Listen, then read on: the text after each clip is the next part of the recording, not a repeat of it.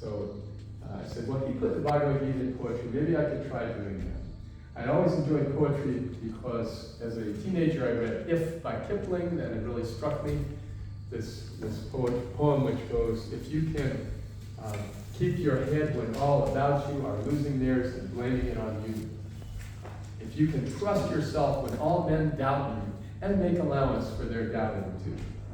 That poem had so much meaning, and the rhythm and the meter being so precise, it just fascinated. How you can put meaning into that disciplined structure. I found that just both inspiring and intriguing.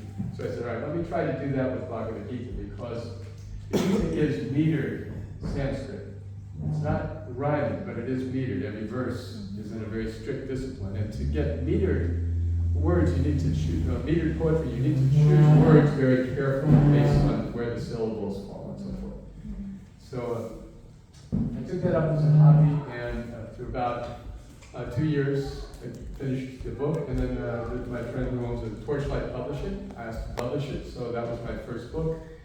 Srila Prabhupada said when he published the book, he felt like he had conquered a kingdom, and it was very inspiring, so I thought that was fun, let me do some more. So I did the same thing with the first and second canto of Srimad Bhagavatam, just put the verses into poetry, and add some commentary for that book. And it was so fun that I got into the 10th canto, which has 3,600 verses. It's about 20% of the Srimad Bhagavatam. But it's all of Krishna's pastimes, and so I spent 5 years working on this, putting all of Krishna's Leelas, every verse from the 10th canto into poetry. And all of this was just extremely fun. It was simply an application. I would spend about 45 minutes a day transferring these verses into poetry, and I just loved it. So it was never a chore. Then I assembled, each year I write one original poem. Basically, otherwise I'm a plagiarist. I just steal from the other sources, but I write one original poem a year as an offering to Srila Prabhupada and Vyas Puja, so I assembled some of those into a book. Then just to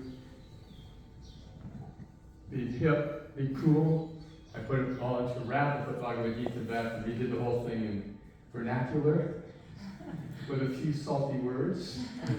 This is just a riot. I had so much fun doing this, and some people like it, some people are very offended by it. The last book I teamed up with my dear friend Sri Radha's father, Krishna Prabhu, who lives in Kolkata and is a scholar.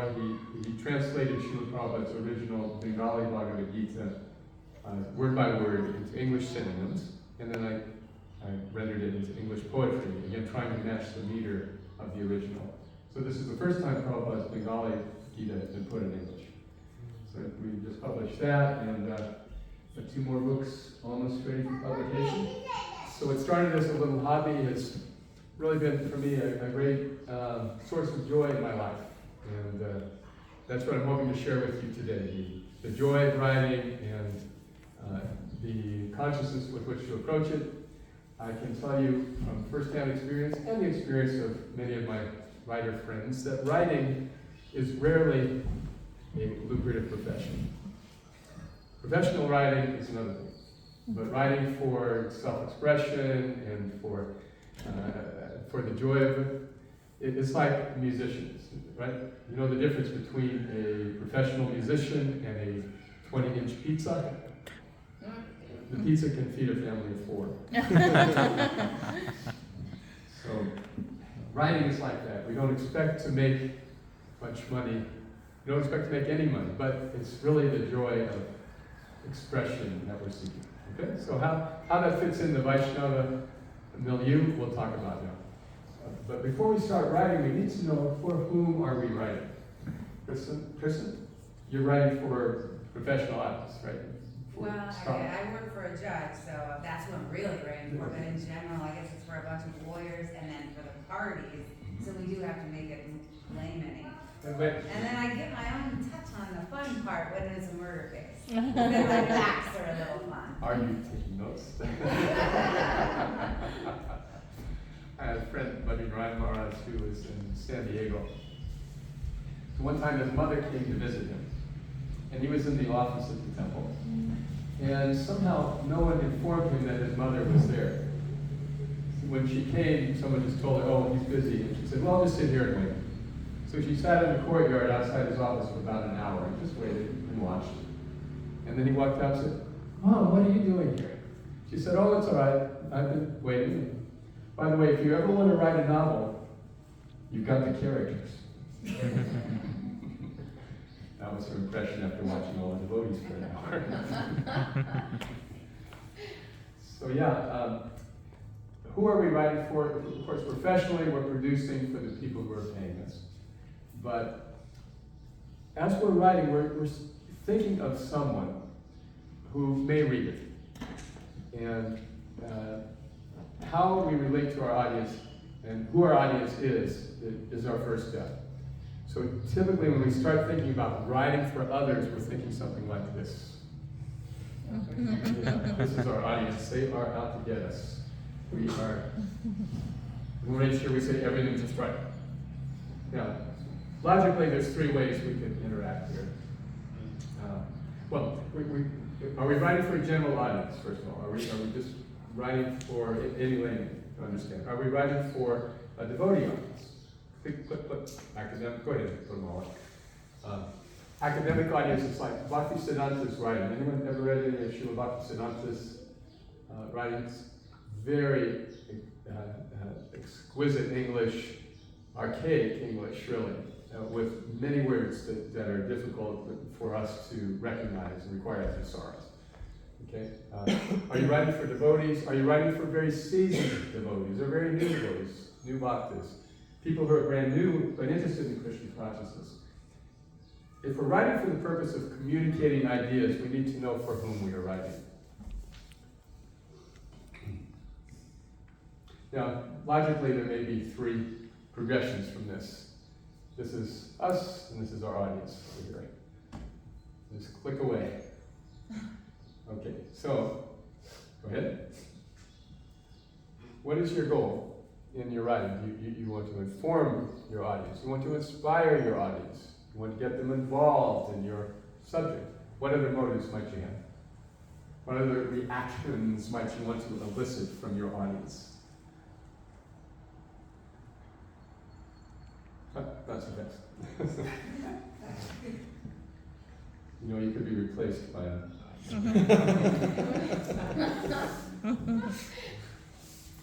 Any other verbs you can think of there? To explore. To explore? Or to... Anyway. To entertain. To entertain. Entertain. That's right, yeah. Convince. Convince, good. Okay. But most of all, we're writing with the purpose of serving. If our purpose is sharing what we write other than like journaling, then we want to, in some way, better our readers, interest our readers. Now, what could happen? Could be that we're very happy with what we write, but our audience doesn't like it. Our audience is... We are oblivious to the reaction. We are so proud that we've written something. Their audience, meanwhile, is bored, or they're offended, or they are discouraged by what we have written.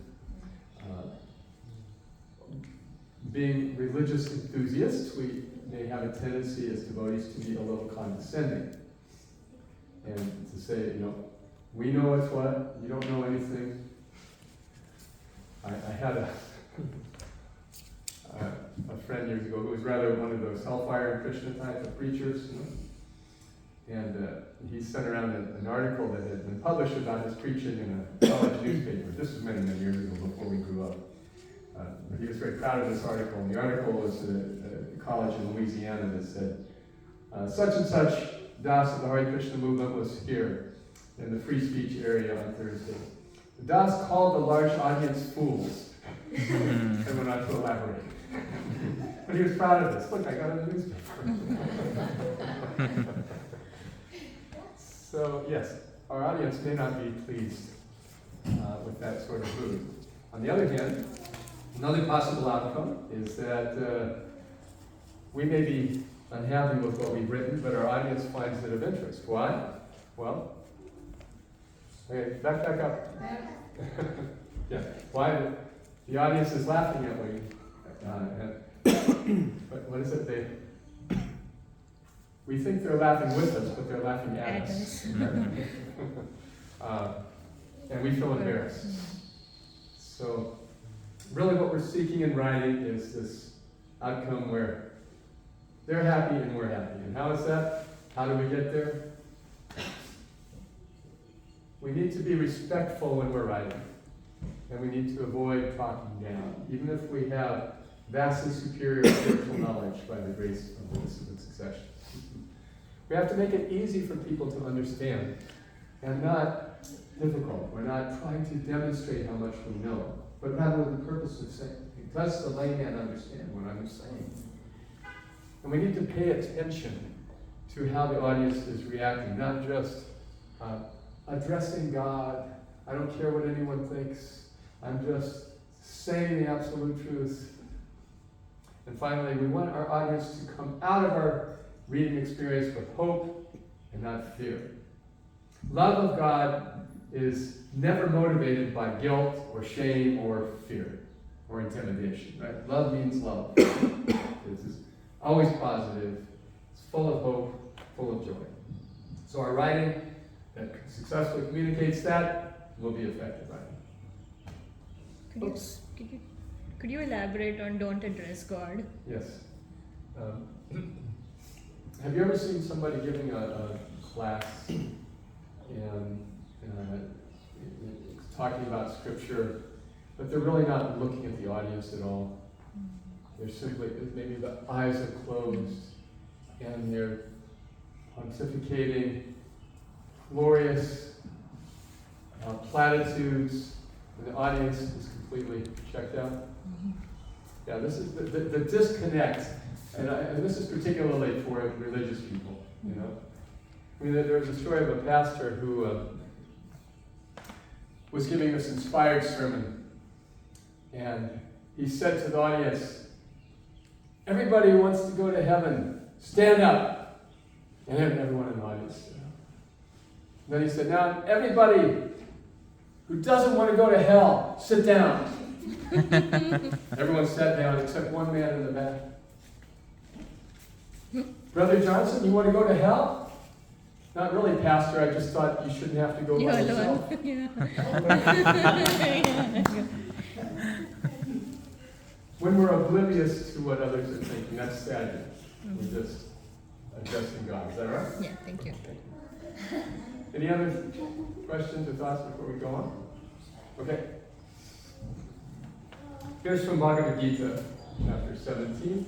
Austerity of speech consists in speaking words that are truthful, pleasing, beneficial, and not agitating to others, and also in regularly reciting Vedic literature.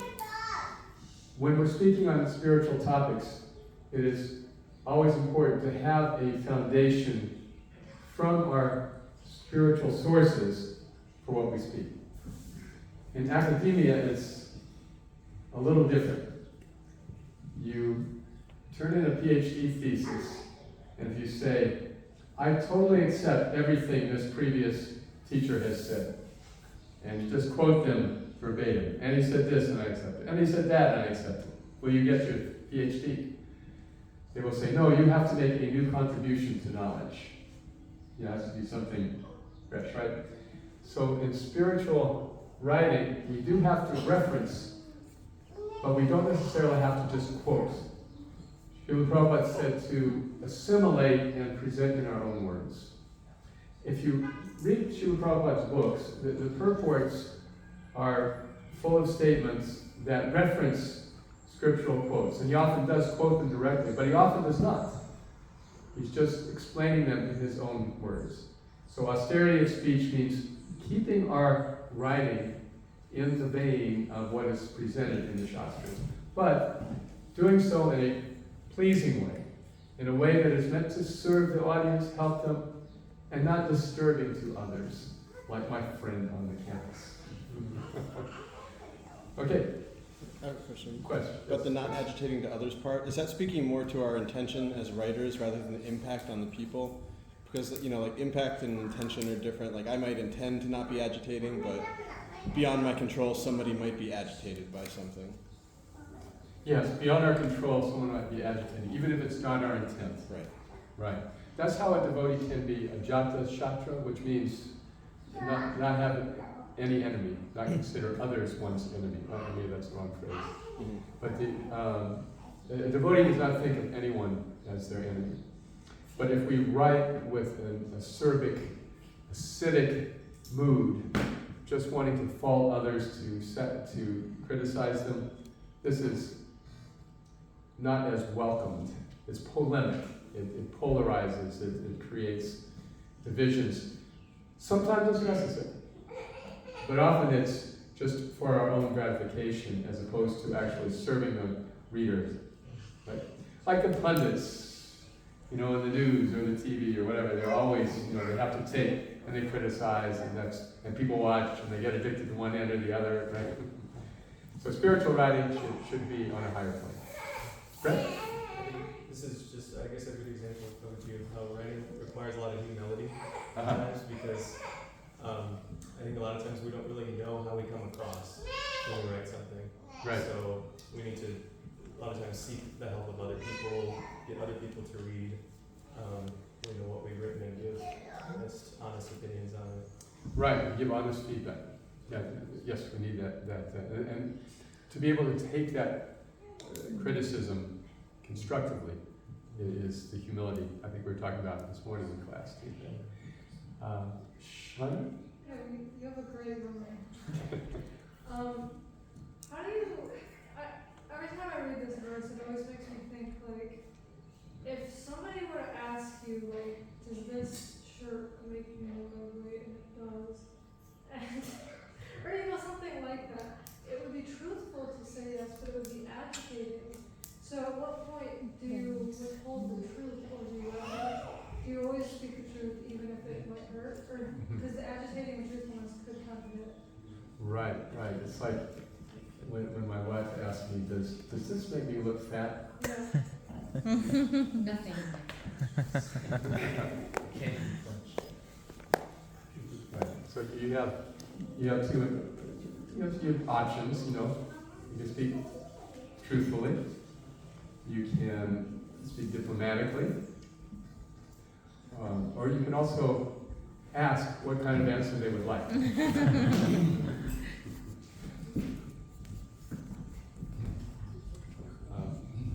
Srila Prabhupada was once asked,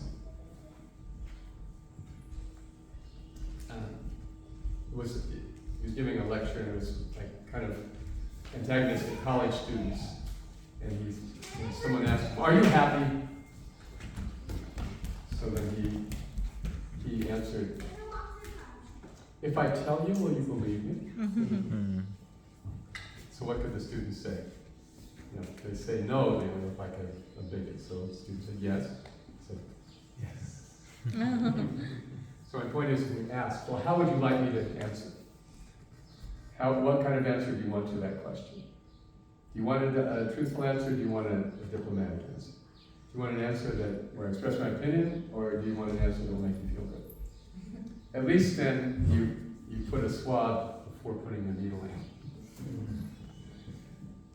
So, what is agitating to others? What is truthful? These are very subjective, situational types of things, but the idea is, like if we're writing in criticism of something that is against our Krishna conscious principles, like say, eating meat. So we could criticize those who eat meat, or we could criticize meat eating. The sin or the sinner. So if we talk about the sin, we talk about meat eating and all the ills of meat eating, well, that's a more neutral position than saying people who eat meat are committing murder.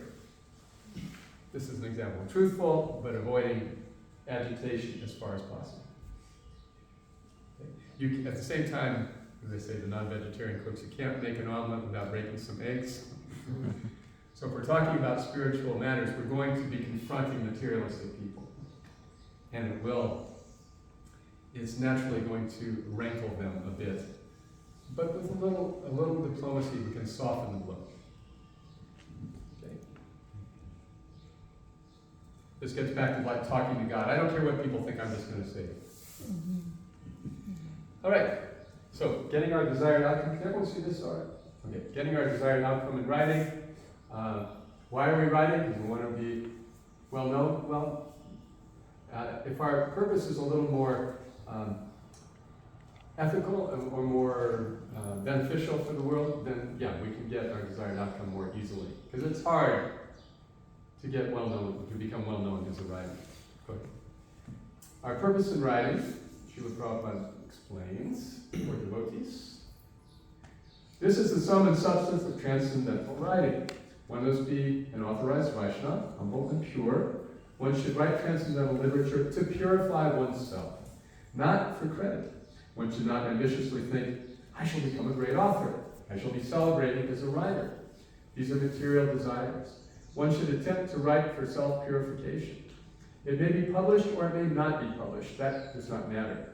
If one is actually sincere in writing, all his ambitions will be fulfilled. Whether one is known as a great author is incidental. One should not attempt to write transcendental literature for material name and fame. Back up for a moment. I want to share a story. All right. Anyway, let's move on. So, how does one become purified by writing transcendental literature? All these different ways. When we're writing for Krishna, we are associating with Krishna. However imperfectly, our purpose is writing for Krishna. As we experience more and more of this selfless writing, it brings us a great deal of joy. That's what I experienced in my writing career, per se. It's also a portable service. You can take it with you. You can write anywhere the idea and the inspiration comes. We're talking in the Poetry Appreciation Seminar yesterday by another Vrindavan Prabhu. Yeah, you need to be ready to write your inspiration at a moment's notice. Mary Oliver, she's quoting, she's, I'll be out gardening, I get an idea about everything, how to write it. You can't think, oh, that's a great idea, next time I'm sitting down at my desk, I'll remember. But writing also forces us to develop new neural pathways, especially if we're very, if we put thought into what we're writing, if we look at it from different angles of vision, it actually cultivates brain connections that stay with us and that deepen our ability to think and to think on our feet, so to speak. Okay. So when you sit down to write, what happens? Anyone ever experienced writer's block? Yeah. So, anyone want to share an experience when you sit down to write and you just stare at that empty screen? You sit down to commit an act of literature and nothing comes. So, this is a way to deal with writer's block. First, know that, one at a time. Back up. Our purpose in writing is to be purified. Therefore, just the act of writing will have that effect if we're writing for Krishna. There's a story about a woman who would go to listen to a great sage give lectures. She said, I really love listening to your lectures, but I feel like afterwards I forget everything. What can I do about that? So he said, okay, I'll tell you tomorrow, but I want you to bring me a basket of Ganges water tomorrow, and then I'll tell you. She said, a basket of Ganges? He said, just bring me a basket of Ganges water. Okay. So the next day she came with an empty basket. She said, Maharaj, I tried to fill the basket with water, but the basket doesn't hold water. And he said, yes, but now your basket is clean. So by trying to write, even if we are not deep in our writing, the effort itself is purifying. So as Arjuna was fighting for fighting's sake, we write for writing's sake. It's just an act of devotion, service, however it comes out, it's an offering to Krishna and the intent is there. Krishna is Bhava Grahi Janardana, he knows the intent or the heart of the devotee. Next way to avoid writer's block is to write about what you know well. And what does every one of us know well? Ourselves. You are the world's leading expert on yourself. So why not start with something you know? In Back to Godhead magazine, one of the popular categories of articles is called HICs, the HICs, How I Came. My first meeting with a devotee, my first book, my first prasadam, and these are always entertaining to read, right? And why are they popular? Because they're easy to write. They're easy to write and they're entertaining to read, so we're just writing about what we know. That's the easiest way to avoid writer's block that I know of. In addition, you can plagiarize too, that also is easy. Write systematically. This goes back to the lady with the basket, right? That if we have time set aside every day for the pursuit of our writing, and we do it as part of our daily routine, it's like journaling, but maybe a step up from journaling. Journaling is really good, and that it establishes a daily routine of writing. But if we want to produce something like an article, an essay, or even a book, it needs regular attention. It's a part of our daily schedule. I write every morning roughly from 5 to 5:45. That's been my routine for decades now, with variations. But the point is, it's fixed. It's just something I know I'm going to do, and I love it, and it's a highlight of my day. I look forward to it, and I never miss it. So that has helped me produce. And Prabhupada said the same thing. He would, wherever he was traveling in the world, he would sit down and spend a considerable amount of time working on his books. So he later gave this analogy that little drops of water wear away big stones. A little bit every day. Eventually, you've got an essay, an article, or a book. Right, Brett? Okay. Anything else? Let's see. Oh yeah, here's a really important one. Write now, edit later. This is what changed everything for me as a writer. We all have an inner editor that kicks in as soon as we write. And why is that? Is it because we are efficient? Is it because we're proactive? No, it's because we're lazy. We just want to write it perfect one time and then not have to bother with it again. That's a big mistake because it really prevents us from experiencing the joy of writing and being productive in writing. First thing is just get the damn thing down. The hard part is writing the first draft. Just write it out. And don't worry about grammar. Don't worry about punctuation. Don't worry about phrasing. Just put out the ideas. Just put them out. I was going to use some other verbs, but I won't. Just get it out, write it down, and know that you're going to come back to it later to clean it up. It's just amazingly liberating to be in this practice. You know that it doesn't have to be perfect, and that huge weight is lifted off your mind.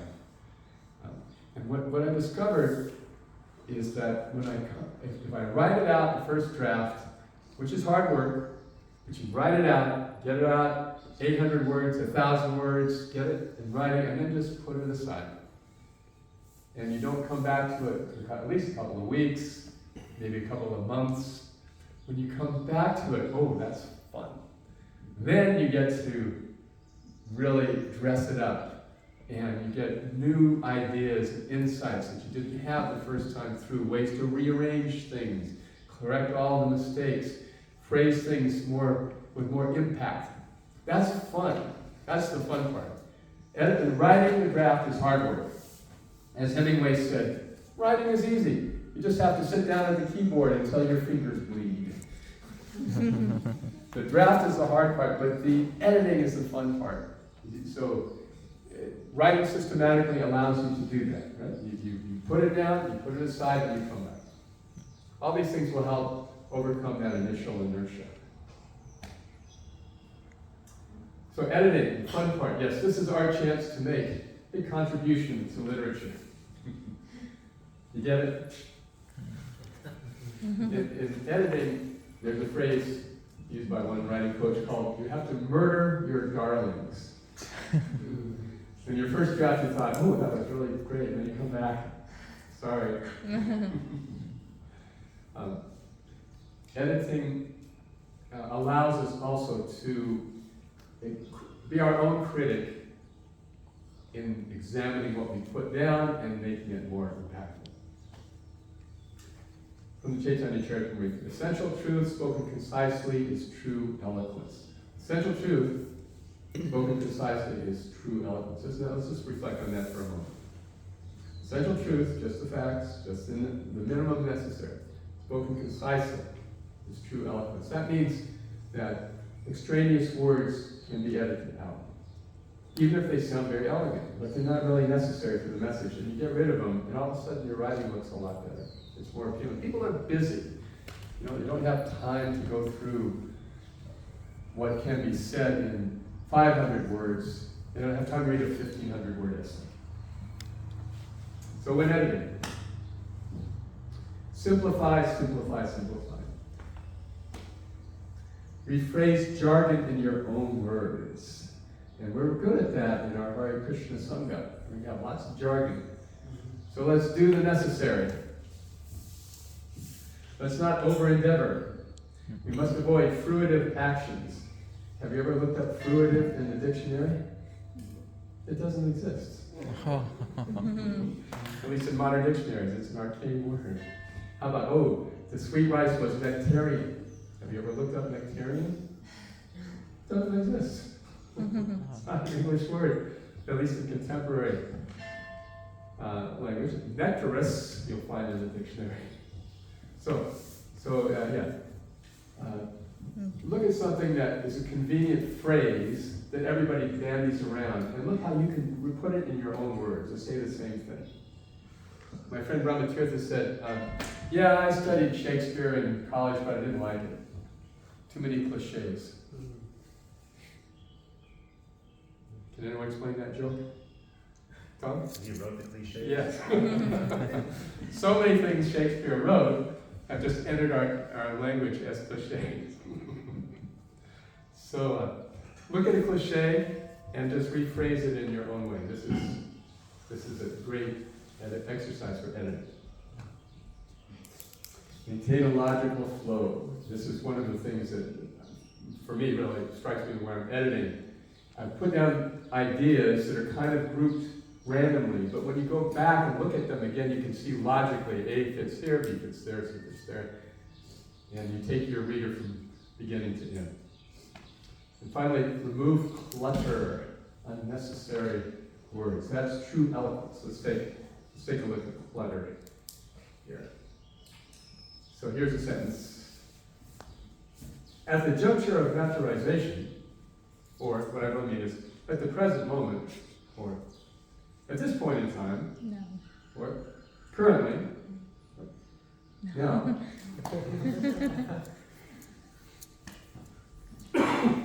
does each word contribute? My personal physician asks, are you experiencing pain? My doctor asks, does it hurt? One thing, back up for a second. We have to understand, we're not getting paid by the word, right? I don't know if you do. No, okay. Yeah, some writers just, at least in the old days, they get paid by the word. And sometimes in academics we're challenged, okay, you need to produce a 1,000-word essay, right? Right, so that tends to think, okay, well, let me go ahead and fluff it up. Right, so our purpose in writing is serving our reader, therefore we don't want to burden them with unnecessary words. Another aspect of editing is selecting words wisely. Now let's look at the different types of words. Concrete nouns create images. Okay? So how would you use some better concrete nouns in this sentence? I ate some sweets. Suggestions? I ate some Name cupcakes. this. Gulab jamun. Halwa. Halva, okay. So, you see the difference. Immediately, you have a mental image. Verbs, the active words.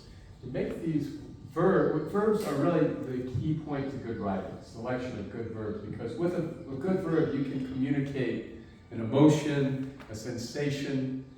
Okay, so I ate some sweets. What can you do to upgrade ate?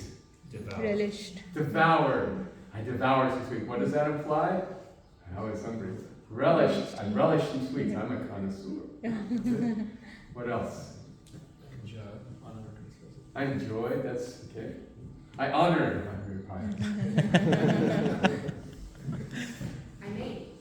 I made. Okay, so many ways you can convey nuances with your verbs. We're going to talk a little bit about that now in more detail, because this is really a tipping point for good writing. Next slide. Yeah, forgive me for these not fitting well.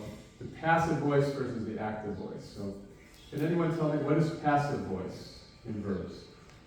It was done by someone, like something was done. Object is first.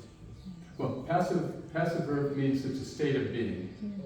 Okay, that's the basic definition. Is, it was, it exists.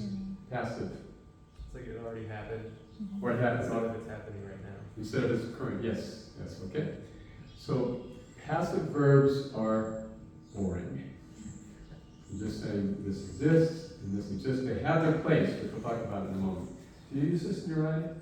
Yeah, they're always trying to tell us to use active voice, but we had always learned in law school that passive voice is important when you want to de-emphasize things or when they're irrelevant and you just need to say them to show all the background. You're hearing from an expert here. When you want to de-emphasize, you put it in passive voice. And when you're just saying things as they are, you put them in. This is what it is. Okay, but for our purposes generally, the active voice will be more interesting. So how would you rephrase this sentence? The maha was stolen by some baka. What's the subject in this sentence? Sambhata. What's the subject? Sambhata. Right? Oh. The maha. Maha is the subject. And that was stolen by some baka. So how can we make that an active voice? The baka stole some maha. Right. You see, same idea. Fewer words, but there's action. The verb switches from was, a state of being, to stole, an activity. That news is known to us all. We all know that news.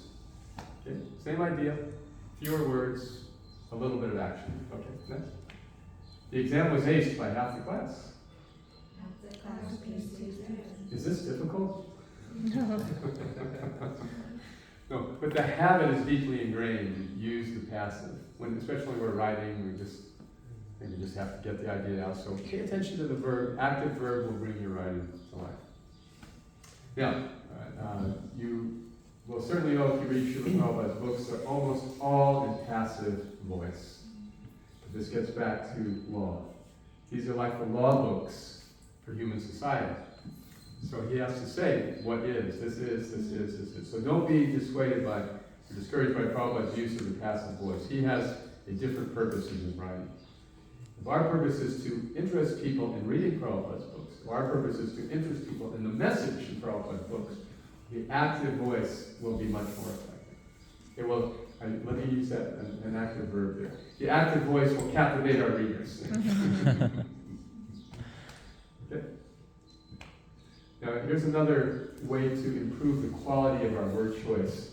English is a mutt language comprised of, sources. All different types of languages have made their way into English. But yet it's such a widely spoken language. It's the most widely spoken international language, and second most in the world after Mandarin and Chinese. But a lot of English comes from Anglo-Saxon sources, a lot comes from Latin sources. So in writing to interest, to serve, to attract people, generally the Anglo-Saxon words are better. Why? They're shorter, they're punchier, and they are more relatable. Here are some examples. The Latin is superior, the Anglo is my boss. My superior told me, my boss told me. See the mental image. It's time to consume persona. I got a new position, I got a job. Ask, belly, see the difference? Abdomen sounds like some of the science book, you know. Friendly, amicable. Now, every one of these words is fewer syllables. Amicable, 4 syllables. Friendly is 2. Go, meet, count it. Let's see. Okay, how about originate? Any suggestions? Start. Start. Or begin. Even better. And emancipate, free. So you get the idea. Wherever you can use a simpler word, use it. I just remember this was when I was little, but when we were learning to write Swedish in school, they were encouraging us to use more those words. Sophisticated words. Yeah. So they look sophisticated. I guess. Yes. Yes. So that has the effect, especially these days, when there's so much information to consume, that has the effect of dissuading people from reading our piece. Okay. Who attended Rita Maharaj's reading yesterday? Wasn't that captivating? So how did you notice the quality of those sentences? Every sentence practically had an active verb, simple, punchy words. That's why that helped make it so riveting. So for our purposes of writing, we don't have to write legal briefs, we don't have to write Prabhupada's books. You know, Prabhupada's books are already there. If you're going to write in the formal, in the passive voice, in the authoritative voice, well, we're just reinventing the wheel. The need is rather to get people to read Prabhupada's book and to capture their interest. By the way, anything else on what we just covered there, on the verbs? Okay. So many of these verbs, if we choose the Anglo-Saxon route, that's better. Okay, adjectives, descriptive words. Make them colorful and addressing multiple senses. How did it smell? How did it look? How did it sound? Let's use that same sentence. Give me an adjective here. I ate some... Tantalizing. Juicy. Juicy. Delicious. Delicious. Okay. Sumptuous. Sensuous. Sumptuous. What? Sumptuous. Sumptuous. Sumptuous. Okay. Sensuous sounded good. Colorful. Okay. Okay. Could you be more specific? Good. Let's be very specific. Has anyone ever had the sweets at Bhaktivedanta Manor? No. Oh, 75% of your life is wasted. So they made a real art there of these incredible sweets with multiple layers, like Neapolitan, a pink layer and a brown layer and a white layer, you know, all just exquisite. All the shapes, every possible shape, lotuses, and all anything you can imagine. Anyway, yeah, pink, saffron tinted sweets. How about something olfactory? How might it smell? Syrupy. It's kind of the sweet smell and the texture together. Yeah, isn't it? Any more? If you say freshly baked, it might invoke the smell. Freshly baked, okay. Fragrant. Fragrance, generic. Can we be?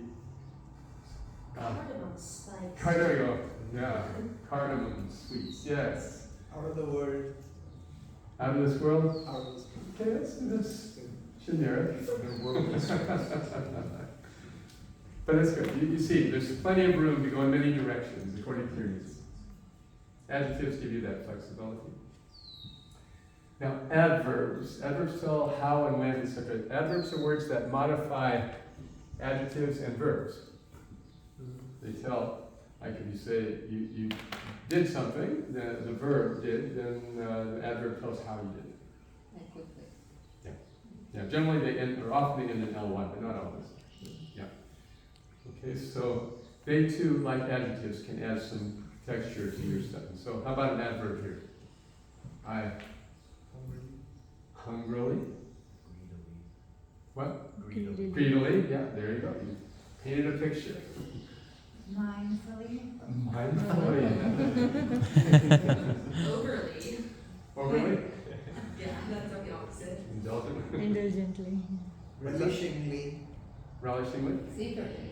Secretly.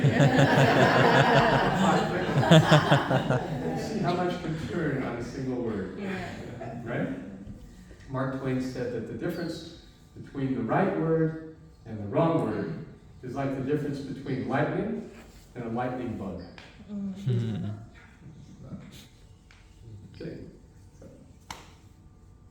All right, so to wrap up, we are talking about writing primarily, but there's a great break between writing and speaking.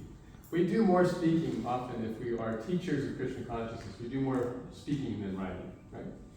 So what is the connection? If we write mindfully, then it helps us with our word choices. We gain the discipline of selecting the right word for the right circumstance. And that, again, creates these neural pathways that, as we're speaking, allow us to be more selective about our language. It also helps us organize our thoughts. We talked about speaking to God, right? That's where we're just giving a flow of our bhava. Whatever is entering my mind, my spiritual being, I'm sharing with the universe. What actually interests people is a logical flow.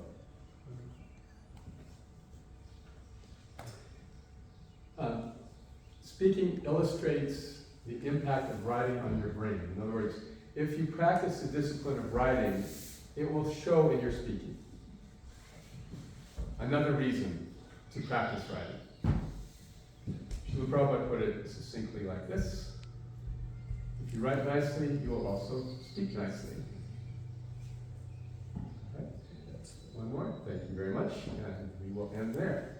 Srila Prabhupada ki jai.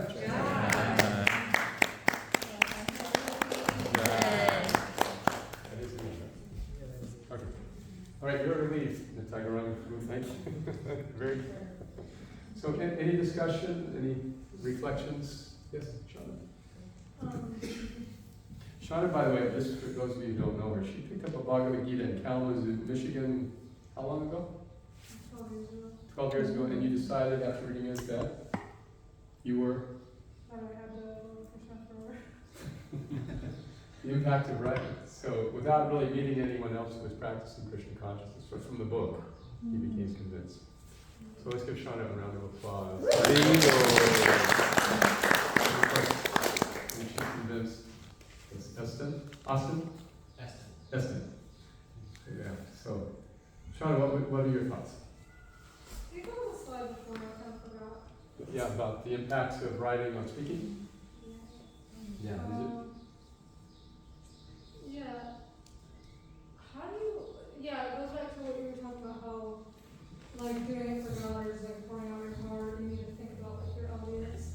How do you, like, balance the art of, like, art and being, like, correct? Because, like, art, like, sometimes the most beautiful thing is something that doesn't really make sense to me, but means a lot to them.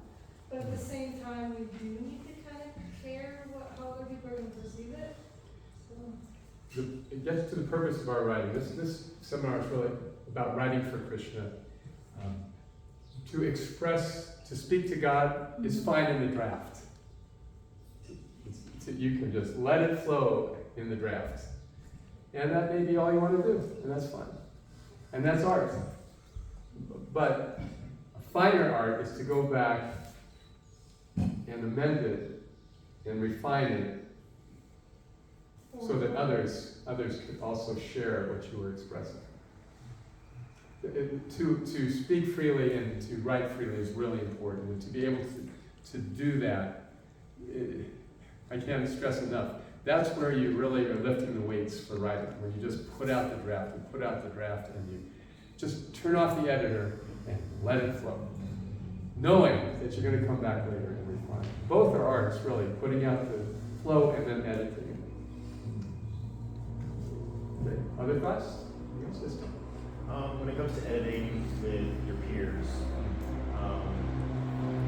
I guess peer review to me is something that is absolutely valuable, and I wouldn't want to do it without it. But at the same time, it is sometimes a bit of a, not a battle, but like it's not always as much of a team project.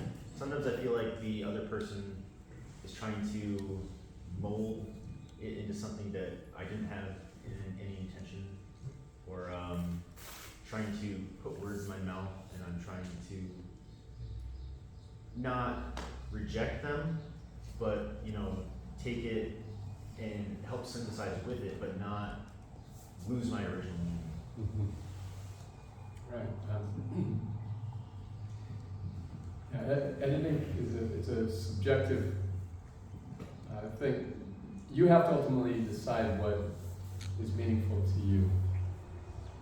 However, to be able to take constructive criticism can be very helpful for our writing also.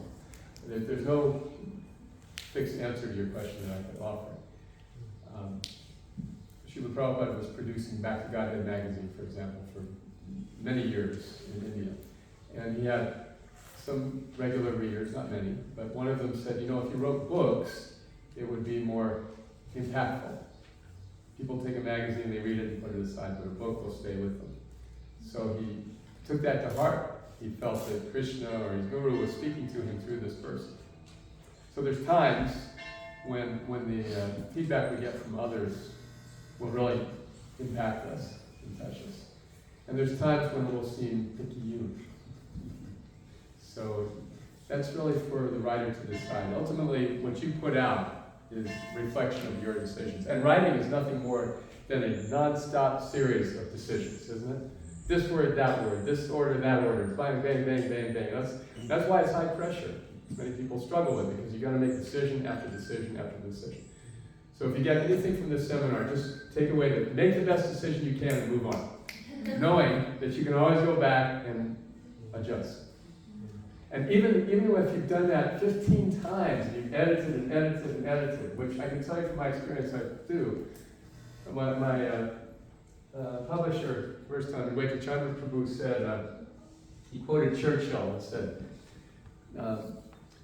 eventually we must stop editing and foist our work upon the unsuspecting public to do with as they will. And I can tell you, if you write something, an essay, an article, or a book, and you come back and revisit it years later, it's cringeworthy. You think, well, what was I thinking? And I would have done it this way and this way. You become your own worst critic. But that's all right. That's all part of the experience. Okay, yes. Just something that I've heard more than once that's been very helpful to me. Verbs are the most important words. I've heard that, like, a lot of times we try to focus on adjectives and adverbs when we should be focusing on nouns and verbs. Yes. Like, if you're trying to describe something, I think it's natural to say, well, I want to use a descriptive word. I want to perfectly describe this sweet that I was eating. I want to perfectly describe this fruit. But instead, I mean, if you what did you do with the fruit? Like, I scarfed, or whatever. Like, you can using simpler words, simplifying, using nouns and verbs, oftentimes gets the meaning of what you're saying across easier and puts a better image in the head of the reader. Like Stephen King, just as an example, I know he hates adverbs. Just like won't write with adverbs. So yeah, that's always been a helpful tip for me. Yeah, and you when you edit is go back and just erase every adverb that you use. Because they're often clutter. Yeah. Just say what happened. You don't have to say how it happened, but they have their place. But yeah, you can make them more special when you do that. Could I tell you an inspiring story about Stephen King, since you mentioned him? Yeah. He was working in the laundry at night, and then he would write during the day sometime. And he written manuscripts and submitted them, and he had rejections from every publisher at a big wall full of pink slips.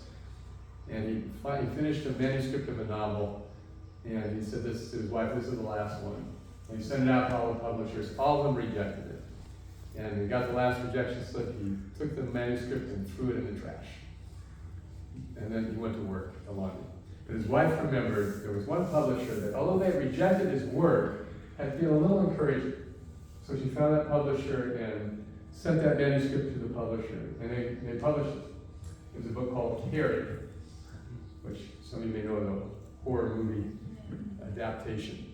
But that began his career. So this is one of the things about writing. It just takes, if you just keep plugging away a little bit every day, and you'll gain momentum and skill. And then who knows what may happen. All right, anything else? Yes? I have a quick question. I've seen that Srila Prabhupada wants us to write our reflections on his books. That's something that he wanted from us. But how could it be conscientious of sharing his reflections with others while being mindful that the impact we have on the audience could affect more than just me? You know, like, I'm representing Krishna consciousness and this movement as a whole when I'm putting stuff out into the public. So if what I say is very offensive or condescending, then potentially, you know, we're disrupting the ability for someone to be preached to in the future. What's wrong with including that in your writing? Again, you're the world's leading expert on yourself, right? As I write this, I admire these books. I want to present them in a way that encourages others. At the same time, we don't want to be too self-absorbed in our presentation. You know what I mean? Like, for example, have you ever heard a Bhagavatam class, and the speaker begins the class by giving all of the reasons why it's unfortunate that he or she is giving the class? Well, I'm really not qualified, I really don't deserve to be here, but I'm going to give this class, and you're stuck with listening to me, so might as well get it over with. Rather than just getting to the subject. Right? So what you're expressing is a humility. I want to make sure I'm presenting this right, not to discourage people. Right. How can you express that in your writing without letting it either impede your writing at the same time not having that effect? I guess like you're saying, like just including it in a short, concise way within the writing is that I'm, you know, I think like maybe one of the most things I say most often is like, just please excuse any offenses I made. Because like it's too, I know I'm doing it, so like I can't just like excuse myself for everyone individually. I just need to like an overarching statement. Okay, so here's a tip. Then for writing, we look at our writing in three basic phases. We have an introduction, we have a content in the middle, and then we have a conclusion. So the introduction is very important for what? Explain what you're writing. Mm-hmm. Capturing the audience Attention. Capturing the reader.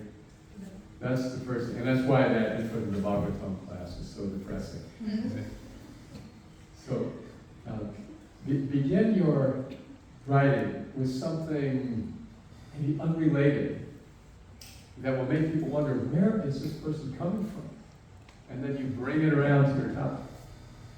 So, I remember, for example, there was a book by Scott Peck, and he began his book by describing how he was on a subway in New York, and there was a man with 3 kids, and the 3 little kids, and the man was kind of staring off, and the 3 kids were wild and noisy, and finally the author he became so impatient, he said to the man, "Excuse me, sir, can't you control your kids?" And the man, he said, "Oh, I'm sorry. Yeah, I apologize. We just came from the hospital. Their mother just died." Does that grab you? So better to start with something that'll get their attention. The middle is where you can be more flexible, and you might include something like that. Okay. And then the end is where you want your most important. And just like you don't want to end the Bhagavatam class also by saying, well, really I'm not qualified, I'm going to tell you all about it. And that's what they will walk away remembering. So So you get it at the beginning, after attention, middle, you can inject something like that. This knowledge is so great, and I'm just so new at it, I just want to make sure I'm not saying the wrong thing, but please, if it's interests you, look at the source. And then your strongest point of conclusion. All right? Thank you. All right. Anything else? Okay. Well, we have made it to exactly the auspicious moment of 1:08. Officially, we have 7 more minutes, but I want to excuse anyone who'd like to go. Lunch is 1:30, understand? And anyone who'd like to stay a few more minutes, I could read a little excerpt from one of my books. You can tell me, you can give me feedback how I did on my own. Do you have a copy I can buy, like one of the I books? could Or? take orders for these, or they have them in the gift shop. Okay. Okay. Yeah, if you. I'll just put this up on the screen if you'd like. Anyone who, and please, I'll only be slightly offended if you leave. Hi, Brad.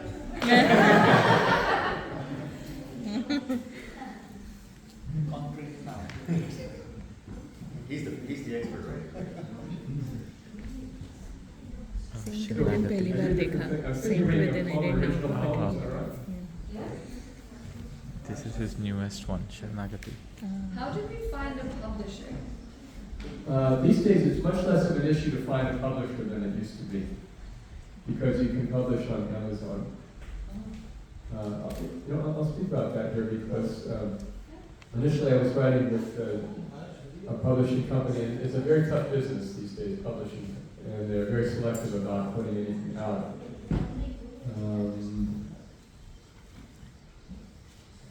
Right, but the print-on-demand service on Amazon will allow you to submit a manuscript that you can have published pretty inexpensively, as many copies as you want, and then people can order it, and Amazon prints it and sends it to them.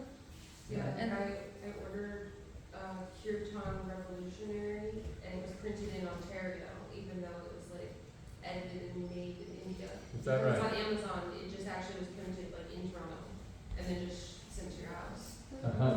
And then they just, I guess, would probably, like, they take a fee from the author, I guess, out of the sale, I would assume, to pay for the publishing, or? No, on the contrary, that's right. Like, the book sells for $10, and the author's cost might be $3. Right.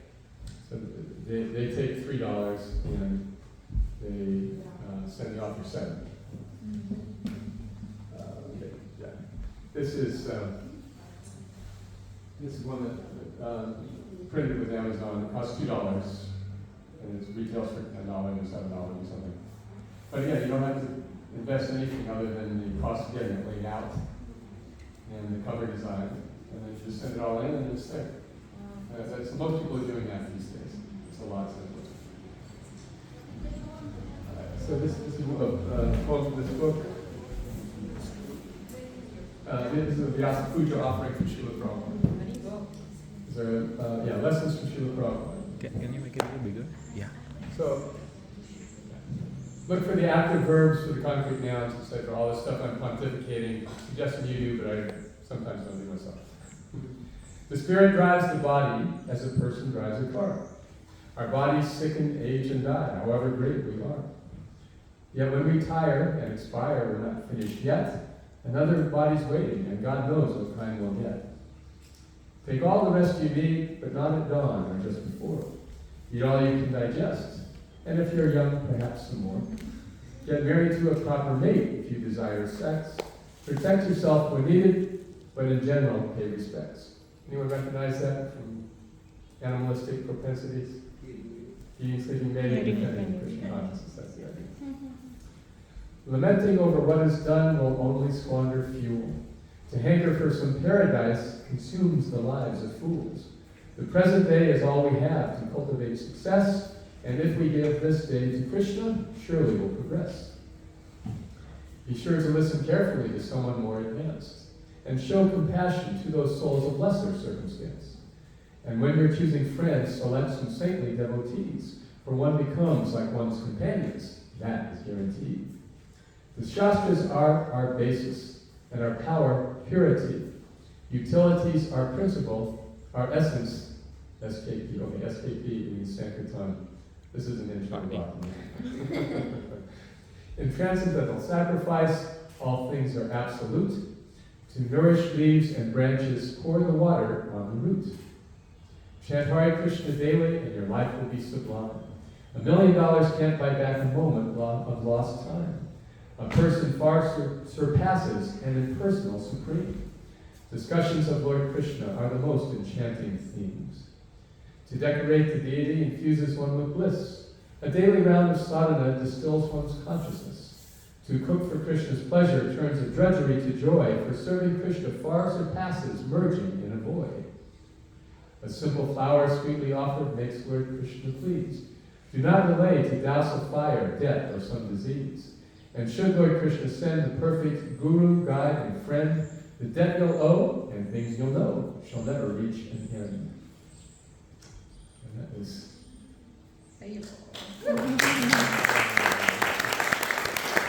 Did you see anything there? Any words that resonated?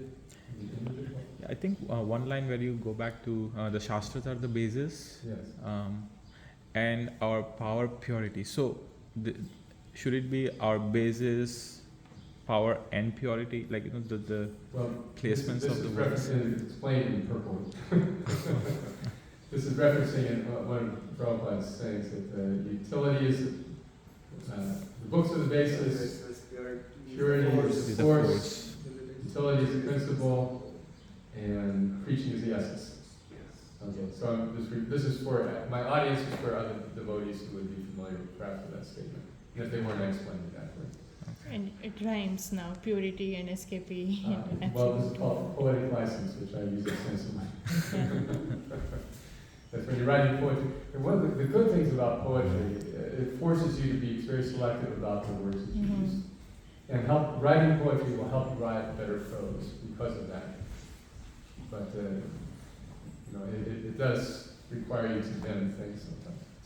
All right, any other thought? Any other words, phrases stand out, verbs stand out, catch your attention? Let's see. You've added adverb like offered sweetly, and that paints a picture like. Once in a while, yeah.